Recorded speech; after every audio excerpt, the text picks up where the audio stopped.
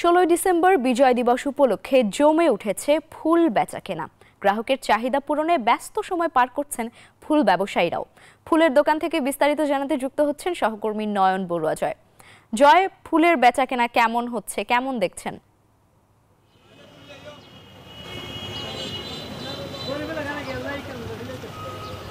ধন্যবাদ লাইবা। আপনি দেখতে পাচ্ছেন যে ফুল আর ফুল যখন 16 ডিসেম্বর বা হ্যাপি নিউ ইয়ার আসে তখন কিন্তু আমরা দেখি ফুলের যে দোকানগুলো আছে চারাগে পাহাড় সকাল হলেই ফুল বিক্রির মহা উৎসব চলে।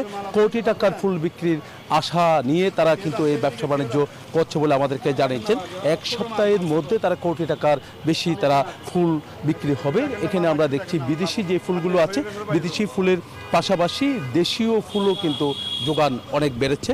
তো এখানে ফুলের যে দোকানগুলো আছে সেই দোকানগুলোতে আমরা যেমনটা দেখানোর চেষ্টা করছি, দেখতে পাচ্ছেন যে বিভিন্ন রকমের ফুল আমাদের গোলাপ ফুল আছে, দেশীয় ফুল, এর সাথে বিভিন্ন বিদেশ থেকে আসা বিভিন্ন ফুল। তবে 16 ডিসেম্বরে সবচেয়ে বেশি প্রয়োজন হয় দেশীয় ফুলের। সেই দেশীয় ফুলের দামও কিন্তু অনেকটা বেড়ে গেছে। যেখানে গোলাপ বিক্রি করা হতো 20 টাকা, এখন সেই গোলাপ বিক্রি করা হচ্ছে 30 টাকা দেশীয় গোলাপ। আবার দেখা যাচ্ছে কোনো কোনো জায়গায় 50 টাকা বিক্রি করা হচ্ছে। তবে চীন থেকে আনা যে গোলাপ, সেই গোলাপের দামও কিন্তু 50 টাকা চাচ্ছে।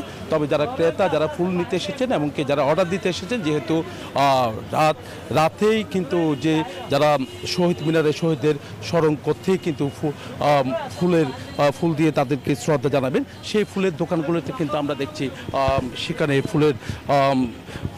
ফুলের প্রয়োজন হবে। আমি একটু কথা বলতে চাচ্ছি, কেমন আশা করছেন আসলে আপনাদের বিক্রি ফুল?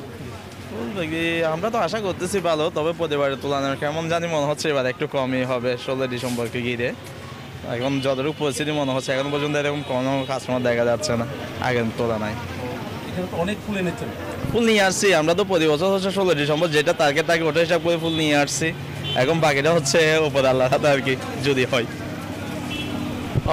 বুঝতে পেরেছে, তারা আশা এখনও ছাড়েনি, যেহেতু এখনও অনেক সময় আছে। অনেকজন অর্ডার দিয়েছেন, যেহেতু শহীদ মিনারে সেখানেও ফুল দিয়ে শ্রদ্ধা জানাবেন সবাই। সর্বস্তরের মানুষ ফুল দিয়ে শ্রদ্ধা জানানোর যে সবসময় কিন্তু আমরা দেখি, এবারে তার কোনো ব্যতিক্রম হবে না। তার কারণে এখানে ফুলের বাজার এখন রমনামা ব্যবসা হবে বলে তারা আশা করছেন। এই ছিল আমার এখানকার সর্বশেষ। ফিরে যাচ্ছি স্টুডিওতে লাইবার কাছে। জয়, ধন্যবাদ আপনাকে।